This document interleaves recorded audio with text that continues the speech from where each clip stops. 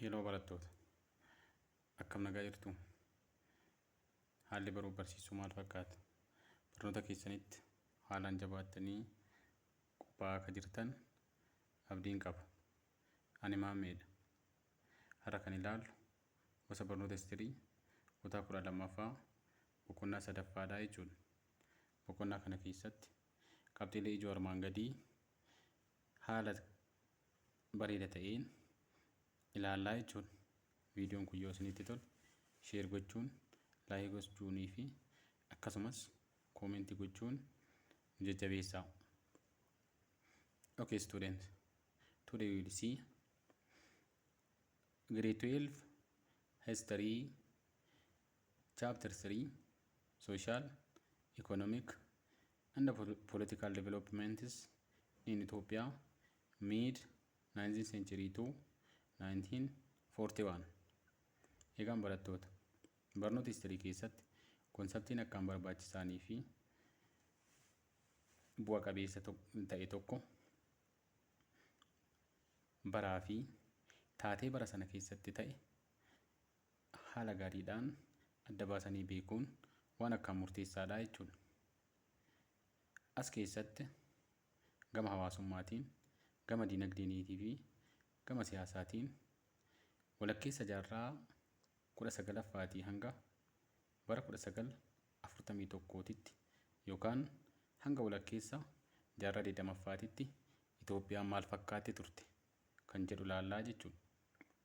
Egaan barattoota, akkuma yaadatamu seenaa Itoophiyaa iddoo gurguddoo sadiitti qoonnee ilaalla.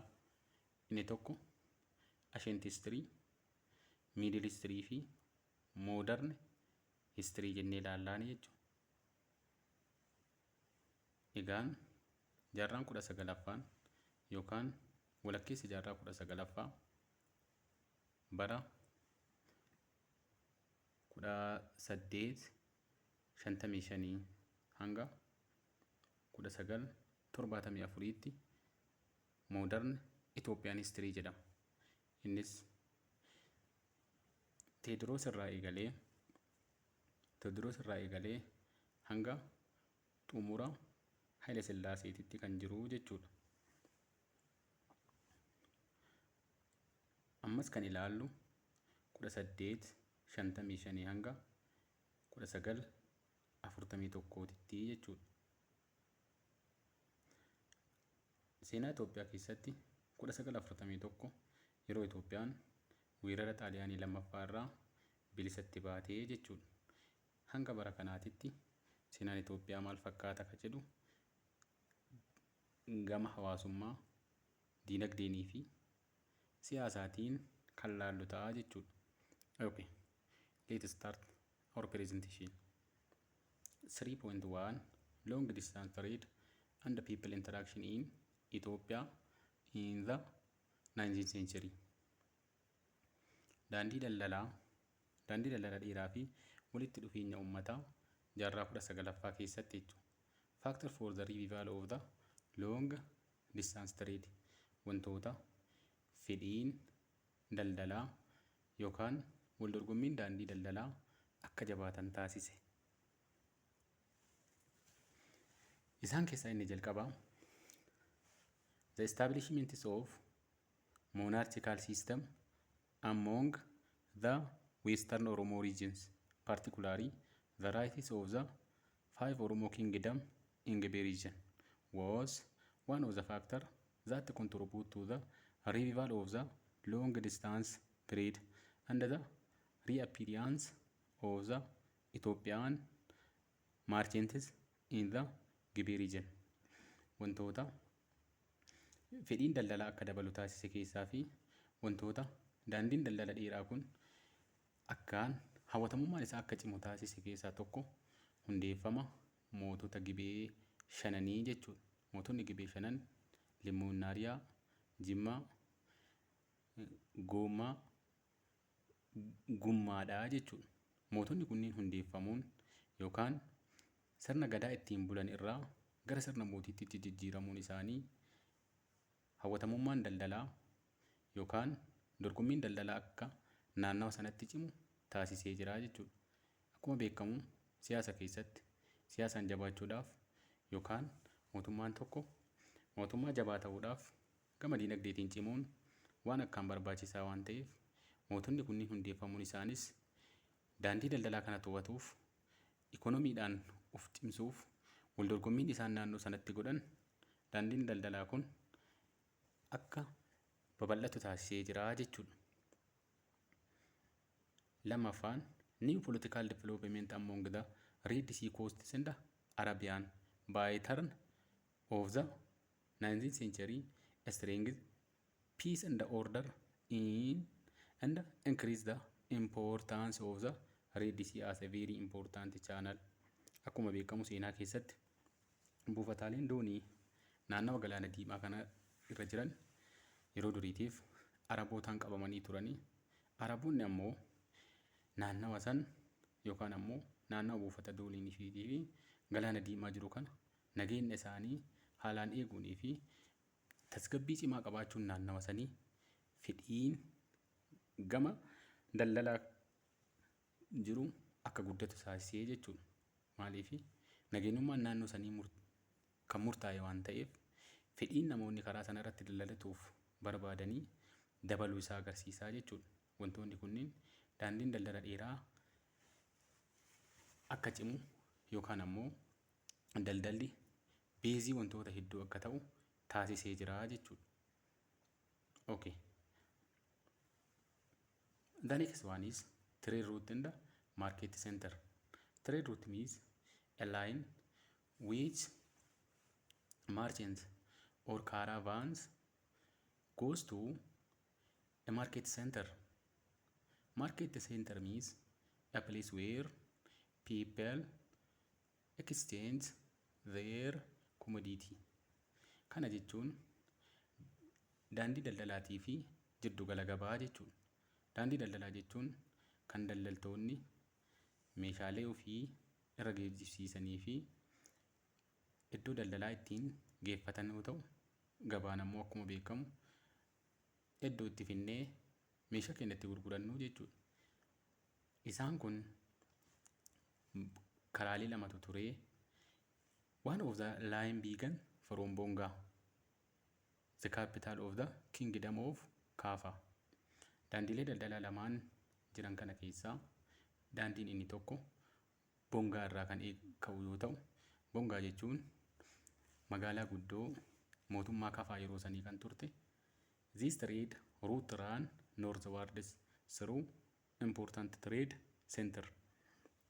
Daandiin kun kan inni imalu Bongaa irraa ka'ee gara kaabaatitti yoo ta'u, naannolee akkanaa kana naannolee armaan gadii kana qaxxaamuruudhaan kan imaluudha jechuudha.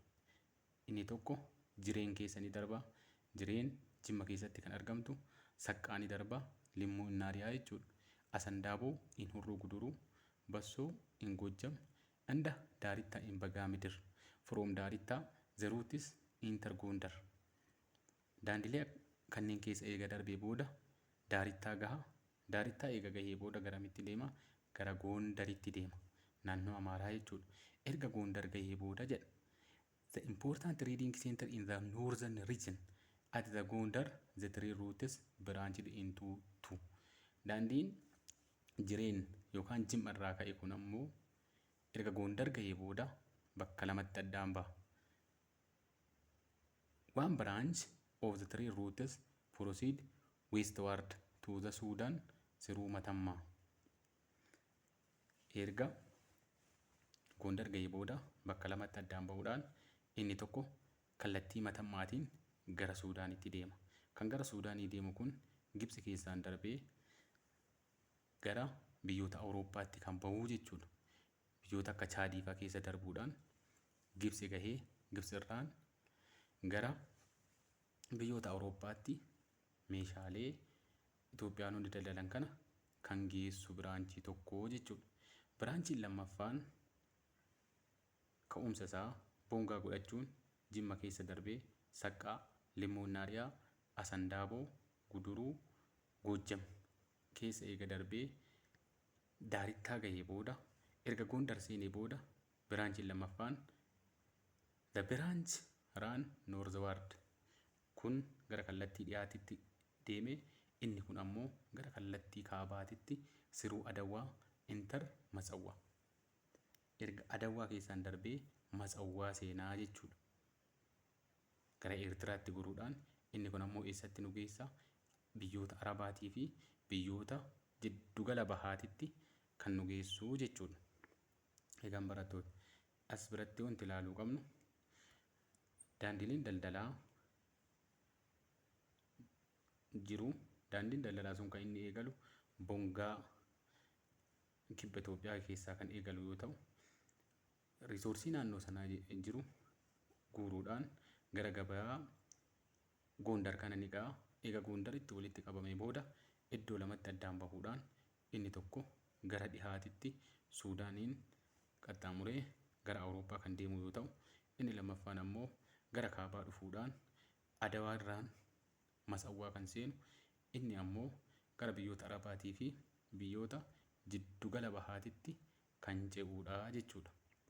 Okay, let's go to next page. Gara peejii itti aanutti haa dabarru. Inni lammaffaan the second major line of trade route connected Ethiopia region with Zaila and Barbara. Inni lammaffaan ammoo kan dura achitti ilaalle sun Matsawwaa fi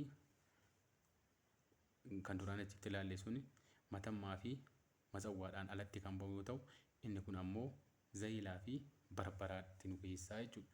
The most important commercial center of the northward Somalian coast dha jechuudha. The principal long distance caravan routes were gabaabumatti daandilee Itoophiyaa kana bakkoota sadan armaan gadii kanaan yookaan karaa sadan armaan gadii kanaan ilaallaa jechuudha. Tokkoffaa bongaa Kafaa irraa kan ka'u sana Jimma Darbaa, Saqqaa, Asandaaboo, Bassoo, Gondar. Gondaritti egaa walitti qabamee booda akkuma dura ilaalle iddoo lamatti addaan baha. Iddoo lama irra addaan bahu irraa inni tokko Gondarii ka'ee Matammaadhaan Suudaan seenaa. Suudaan irraan Gibsi seenuudhaan gara biyyoota Awurooppaatti geejjibamaa jechuudha.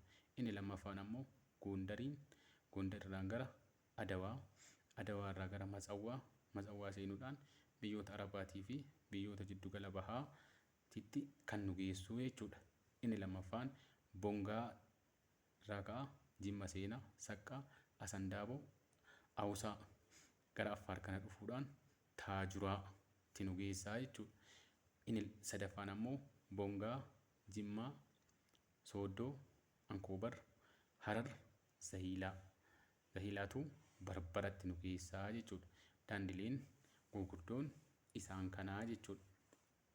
A variety of items were exchanged in the trade between Ethiopia region and the Red Sea coast. Meeshaaleen adda addaa naannawa Itoophiyaatii fi Galaana Diimaa kana jidduutti ni geejjibsiifamuu jechuudha. Meeshaalee sanniin keessaa the main source of trade items was southwestern part. Meeshaaleen gurguddaan kibba dhihaa Itoophiyaa irraa dhufuu jechuudha. Yookaan ammoo resource centrii wantoota baay'ee kibba dhihaa Itoophiyaa ta'uu isaatii jechuudha. Naannawa bongaa, Jimmaa yookaan ammoo shanan gibee kan jennu kanaa fi kibba Itoophiyaa kana kan dabalatu irraa dhufuu jechuudha. The region where coffee meeshaaleen achirraa argaman kan akka bunaa, ivoor, ilkaan arbaa, gold, warqee, animal skin, gogaa bineensotaa, rhinoceros horse, gaafa, warseessaa, maskinda, isleewiir, plentiful. Wantoonni akka garbaa fa'a sirriitti daldalamuu jechuudha.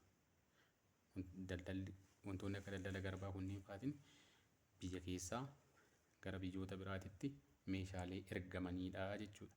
Yookaan ammoo meeshaa Itoophiyaan gara biyyoota ollaatitti yookaan ammoo biyyoota fagootitti ergituu jechuudha. Faallaa sanaan ammoo the imported trade items include meeshaaleen daldaltoonni Itoophiyaa biyyoota biraa irraa gara biyyaatitti galchan miirar, daawwitii,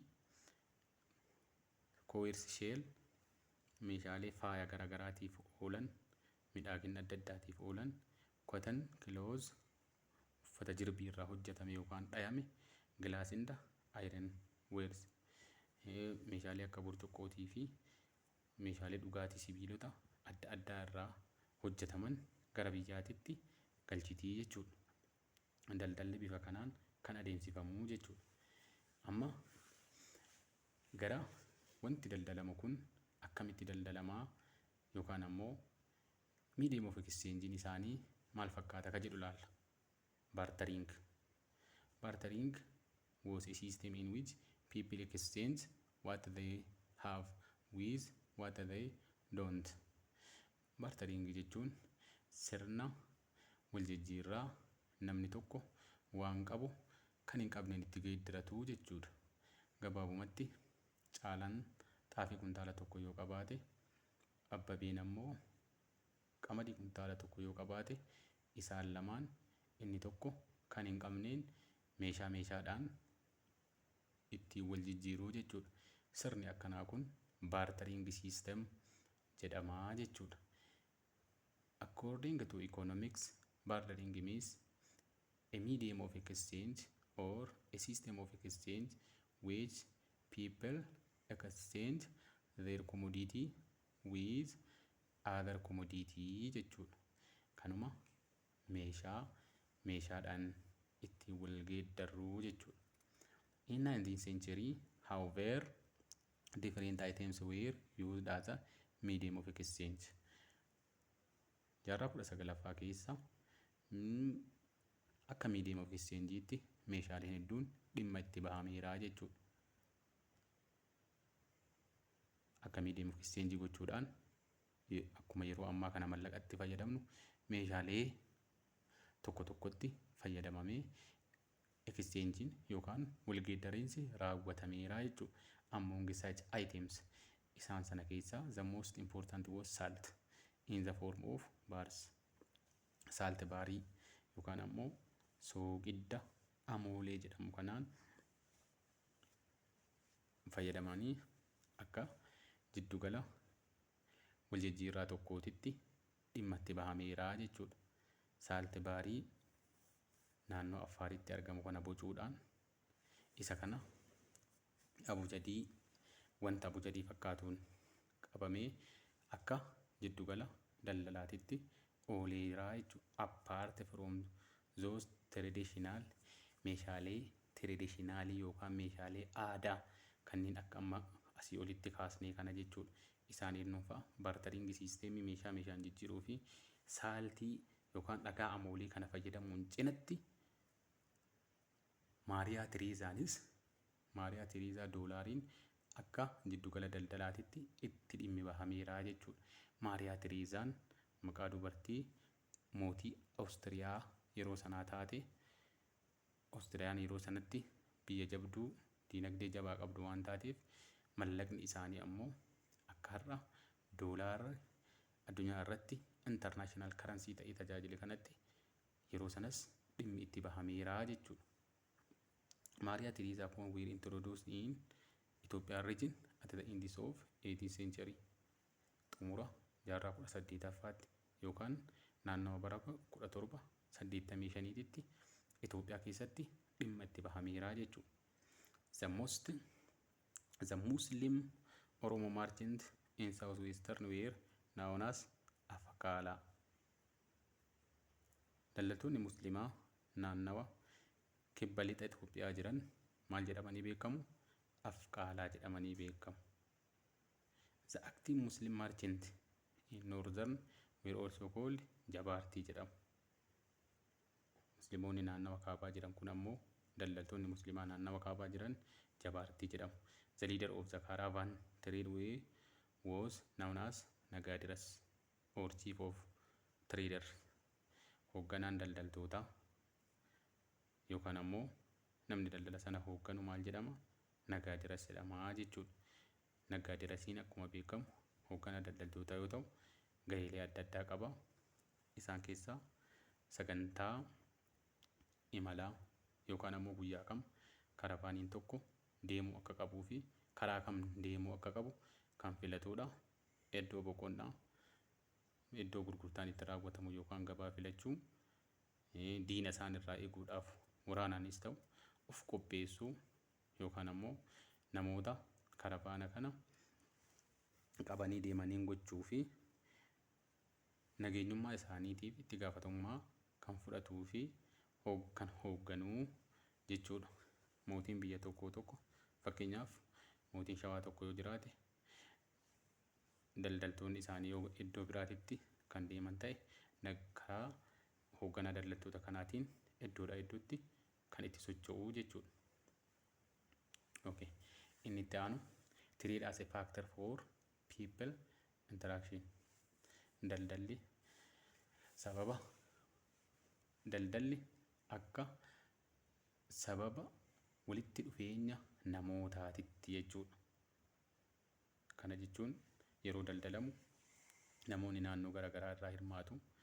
Namoonni garaagaraa irraa hirmaachuun kun ammoo gama diinagdee hawaasummaatii fi siyaasaatiin dhiibbaa hedduu kan uumuudha jechuudha. Mee dhiibbaawwan sunniin maal fakkaatu kan jedhu ilaallaa jechuudha. The revival of the long distance trade in the 19th century had significant effect on the political development in the Gibee region. Daandiin daldalaa dheeraan yookaan ammoo daldalli kun jiraachuun isaa naannawa mootummoota shanan Gibeetitti gama siyaasaatiin dhiibbaa gurguddaa uumee jira jechuudha. Tokkoffaa, Islam was introduced the Gibee region in the first half of the 19th century. Islaamummaan naannawa Gibeetitti jalqaba jaarraa 19ffaatitti akka eegalu ta'eera. Kana jechuun namoonni hedduun meeshaaleen hedduun naannawa kanaa waan argamaniif daldaltoonni hedduun gara naannoo kanaatitti ni dhufu. Yeroo dhufan sanatti waljijjiirawwan aadaa, amantii fi afaanii kan inni jiraata. Isaan kana keessatti ammoo gama amantiitiin amantii musliimaa naannawa mootummoota shanan Gibee kanatti akka eegalu ta'ee jira jedha. Lammaffaan, the introduction in the spirit of Islam helped Oromo chief to establish monarchies and legitimize their power by neglecting the Gada system and other Oromo practices which were against hereditary rule or monarchy. Amantaan Islaamaa naannawa kanatti eegaluunii fi babal'achuun mootonni Oromoo, mootonni shanan Gibee sirna Gadaa cinatti dhiisuudhaan akka sirna mootiititti dacha'an taasisee jira jechuudha. Komaandaroonni garaagaraa yookaan abbaan gadaa mootii akka ofiin jedhu, hoogganaa waraanaatis taayitila mootummaa yookaan taayitila mootiitiin akka hoogganamu ta'ee jira jechuudha. Dhiibbaa inni uumee naannawa kanatti jechuudha. The long distance trade created a strong link between the people of northern Ethiopia and the southwestern Ethiopia. Long distance trading yookaan daldalli daandii dheeraa kun jiraachuun akka uummanni kallattii kaabaa jiruu fi kallattii kibba lixa Itoophiyaa jiru walitti dhufu taasisee jira jechuudha. Merchants from the north began to intermining with people from southwestern Ethiopia. Namoonni yookaan daldaltoonni naannawa kaabaa jiran kun ammoo akka daldaltoota gama kibba lixa biyyattii jiranii walitti dhufan godhee jira jechuudha. There was also exchange of ideas and culture. Aadaa fi yaadaan akka wal jijjiiran taasisee jira jechuudha. Kan itti aanu 3.2 Power revival in the consolidating central government. Amma kan ilaallu haalataa siyaasaa yookaan ammoo jabeeffannaa aangoo mootummaa jiddu galeessaa hundeessuudhaaf yookaan ammoo mootummaa jiddu galeessaa yeroo akka ammaa laalaa jirru kana hundeessuudhaaf akkuma beekamu yeroo asiin duratti mootummaan tokko ta'e hanga bara kanaatitti baay'een turre namoonni yookaan akkaataa naannoo sirnoota ofii ijaaraniin akkasitti naannootti bulaa turanii erga Teediroos dhufee hanga bara 1913 barri 1913 hanga xumura Lij Iyyaasuutitti jechuudha. Hanga kanatti waan ture ilaallaa jechuudha. Beginning from 1769 and lasting through the middle of the 19th century, Ethiopia experienced a period of intense regionalism. Akkuma beekamu seenaa Itoophiyaa keessatti hanga bara 1769 hanga walakkeessa jaarraa 19ffaatitti hanga Teediroos dhufutti jechuudha. Itoophiyaa keessatti sirni bulchiinsa akkamiitu ture? Naannoleedhaan qoodanii yookaan seentiraal gavaramentiin dhabamuu fi riijinaal loordonni baratti aangoo qabaatan jedhamee himamaa jechuudha. By then, the power of the so-called Solomonic king had been thoroughly weakened. Inni kun maaliif ta'e? Hanga bara akkuma beekamu seenaa Itoophiyaa keessatti restoration of Solomonic dynasty mootummaa Zaaguwee bara 1270tti jisuudhaan erga deebi'ee booda hanga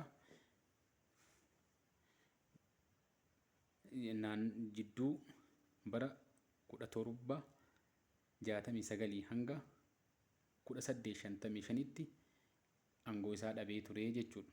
Seenaa Itoophiyaa keessatti yeroon kun yeroo itti mootummaan bifa faffaca'een yookaan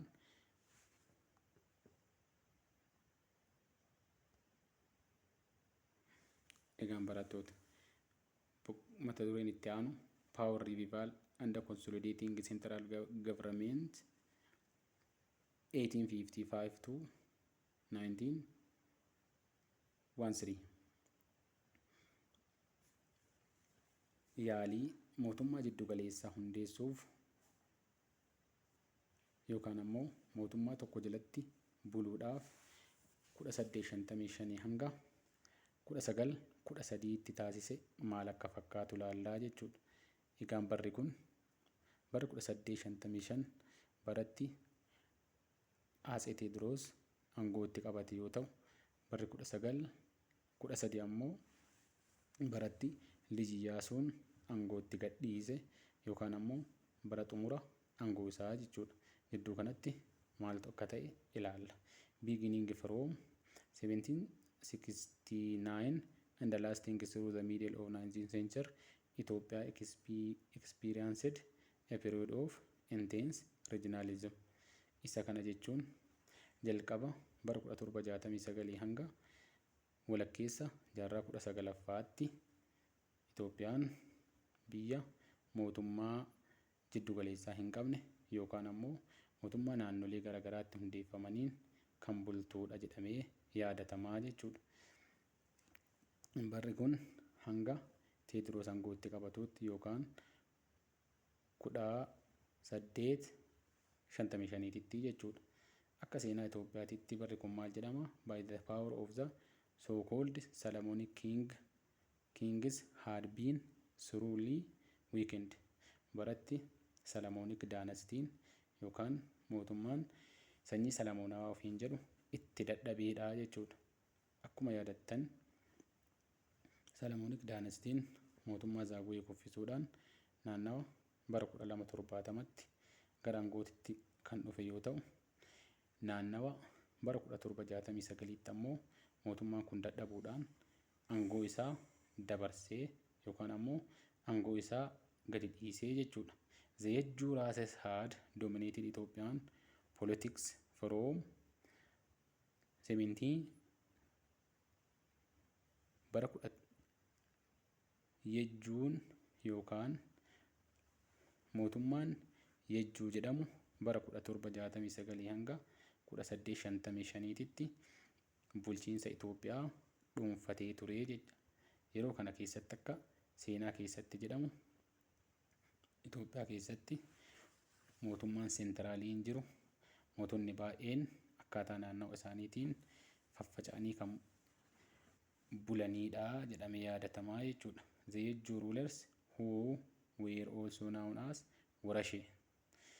Warroonni Yejjuu kun yookaan ammoo Yejjuu daanastiin kun maal jedhamee beekama? Warashee. Hiikkaan isaa ammoo were Amarized Oromo with a Muslim background. Oromoo Amaara fakkaatu yookaan ammoo Oromoo Amaara ta'e kan durduubeen isaanii yookaan ammoo horteen isaanii Muslima ta'ee jechuudha. They took the title Ras Bittiwwaddad and most of them as Dabra Taabor as their capital. Title isaanii yookaan ammoo maqaan aangoo isaanii ammoo Ras Bittiwwaddad jedhama. Akkuma Atsee Tewoodiroos, Atsee Yohaannis, Atsee Minilik jennu kana kan isaanillee Ras Bittiwwaddad. Yoo fakkeenya Abbabaan kan aangoo qabatu ta'e Ras Bittiwwaddad Abbabaa jedhamee waamamaa jechuudha. Taatila warra Yejjuutii jechuudha. Nevertheless, the Yejjuu races could not bring lasting peace and unity within Ethiopia. Akka jedhamutti, akka seenaan jedhutti mootiin Yejjuu kun nageenya itti fufsiisaa yookaan tokkummaa fiduu waan hin dandeenyeef the period from 1769 to 1855 which is commonly known as Zamana Masaafint or the era of princes. Nageenya itti fufsiisaa yookaan ammoo wabii lammiilee ta'uu fiduu waan hin dandeenyeef barri kun yookaan ammoo barri 1769 hanga 85 jiru kun era of Zamana Masaafint jedhamee beekamaa jechuudha. Zamana Masaafint jechuun era of princes, era shiftaa yookaan ammoo era nageen hin jirre jechuudha yookaan ammoo seentiraal gavaramentiin kan hin jirre kan mootummaan hedduu naannoo hedduu itti bulchuu fi era shiftaan itti ba'atu jedhamee beekamaa jechuudha.